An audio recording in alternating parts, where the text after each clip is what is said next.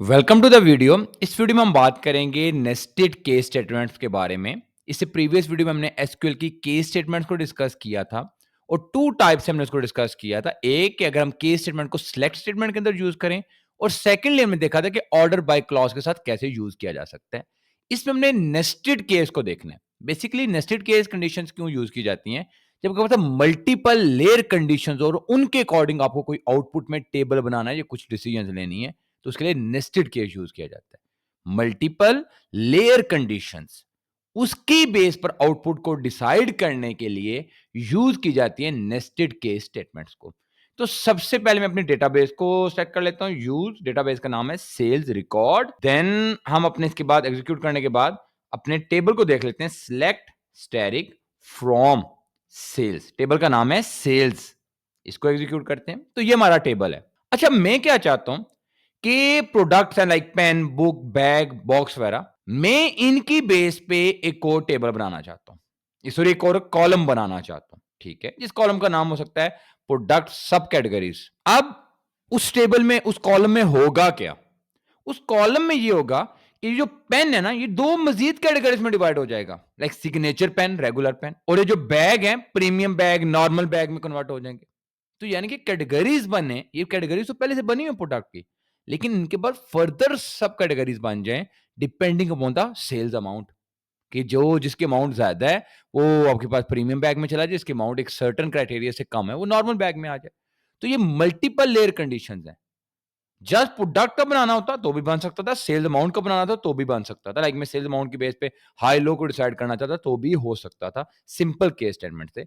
लेकिन मैं यहां पे क्या कर रहा हूं कि प्रोडक्ट्स को सब कैटेगराइज करें on the basis on the conditions of sales amount. तो ये मल्टीपल लेयर कंडीशंस हैं।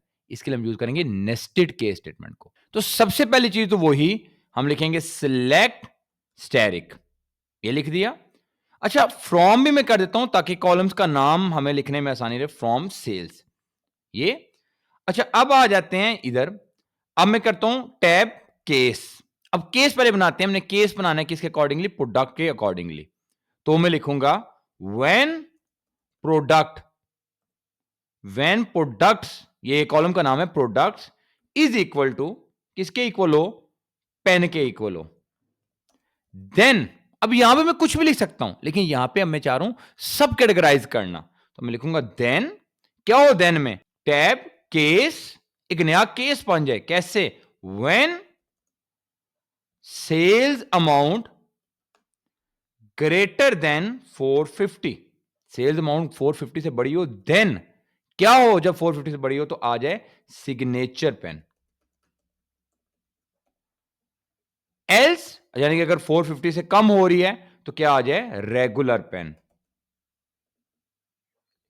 रेगुलर पेन, ये हो जाए। इसके बाद हम इसको एंड कर देते हैं, ये।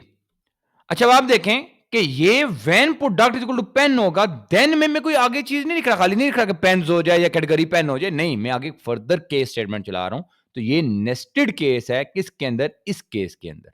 ये जो हमने लिखा है ये नेस्टेड केस है इस मेन केस के अंदर। मेन केस चाह रहा है प्रोडक्ट्स के अकॉर्डिंग, और ये जो नेस्टेड है ये अकॉर्डिंगली चाह रहा है सेल्स अमाउंट के। अच्छा, अब हम अपने वैन के ऊपर वापस आते हैं। वैन, अच्छा एक बार मैं प्रोडक्ट्स में कर लेता हूं, लाइक प्रोडक्ट्स में हम कर लेते हैं, इसके बाद बैग को कर, बुक्स को कर लेते हैं।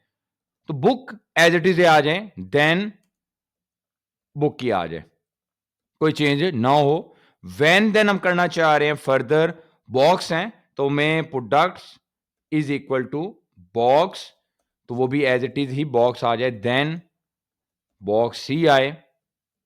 अच्छा, मैं एक और केस बना लेता हूं, like when products is equal to bag, then मैं एक और केस स्टेटमेंट बना लेता हूं। केस क्या हो जी? अब बैग की भी दो कैटेगरीज करते हैं depending upon the sales amount.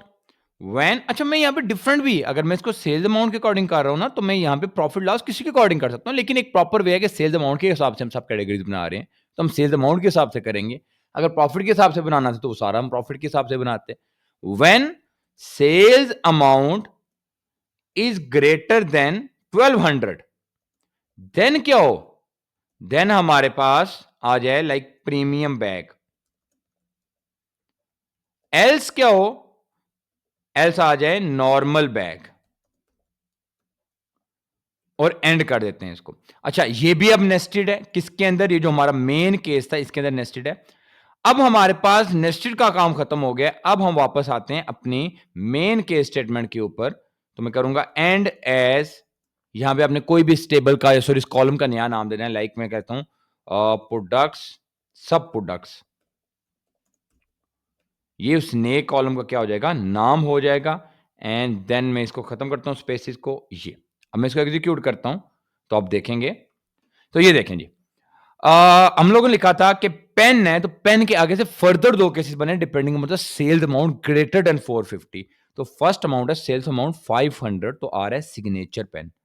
Then हमारे पास है पेन ही 450 प्राइस है, तो ये कंडीशन फॉल्स है, तो क्या रन हो जाएगा, रेगुलर पेन आ जाएगा, क्योंकि मैंने ग्रेटर देन 450 लिखा हुआ है। अच्छा, देन बुक, तो बुक के लिए हमने कोई सब कैटेगराइज नहीं किया था, तो बुक आपके पास एज इट इज बुक आ गई। देन अगेन बुक, तो वो भी बुक ही आ गई। अच्छा, आगे आ रहा था बैग। अब बैग की प्राइस है 1200, तो हमने लिखा है अगर सेल्स अमाउंट 1200 से ग्रेटर है तो प्रीमियम बैग आए, नहीं तो क्या है, नॉर्मल बैग। तो आप देख सकते हैं क्या आ रहा है, नॉर्मल बैग आ रहा है। देन फर्दर फिर आ गया पेन, पेन की प्राइस है 400, तो देखें कंडीशन अगेन फॉल्स है। जब कंडीशन फॉल्स है तो क्या आ जाएगा, रेगुलर पेन आपको 6 पे नजर आ रहा है, रेगुलर पेन। अच्छा, देन बॉक्स आ रहे थे, तो बॉक्स के लिए कोई हमने सब कैटेगराइज नहीं किया हुआ था, तो बॉक्स टू टाइम बॉक्स ही आया। बैग की फिर बारी आ गई, बैग था 1100 का, ये कंडीशन फॉल्स है, तो नॉर्मल बैग आ गया जो कि एल्स में लिखा गया। देन पेन की प्राइस 480, कंडीशन ट्रू है कि ग्रेटर देन 450 है, तो सिग्नेचर पेन आ गया। देन बुक की कोई सब कैटेगरी नहीं थी। अब बैग 1300 का है, condition true, then premium bag, and ये बॉक्स आ गया। तो इस तरीके से, और स्टेबल का कॉलम का नाम है सब प्रोडक्ट। तो इस तरीके से हम नेस्टेड केस स्टेटमेंट को यूज करते हैं। अगर आपको कोई भी प्रॉब्लम आ रही है, आपको समझ नहीं आ रही कि केस स्टेटमेंट कैसे काम करती है, तो आप फर्स्टली प्रीवियस वीडियो को देखें, उसमें आप केस स्टेटमेंट को समझ आ जाएगी। देन आप ये नेक्स्ट वाला देखें तो आप बड़ी इजीली इसको समझ सकते हैं। अगर स्टिल कोई प्रॉब्लम आ रही है तो जरूर मुझे अपने कमेंट सेक्शन में बताना है। Thank you.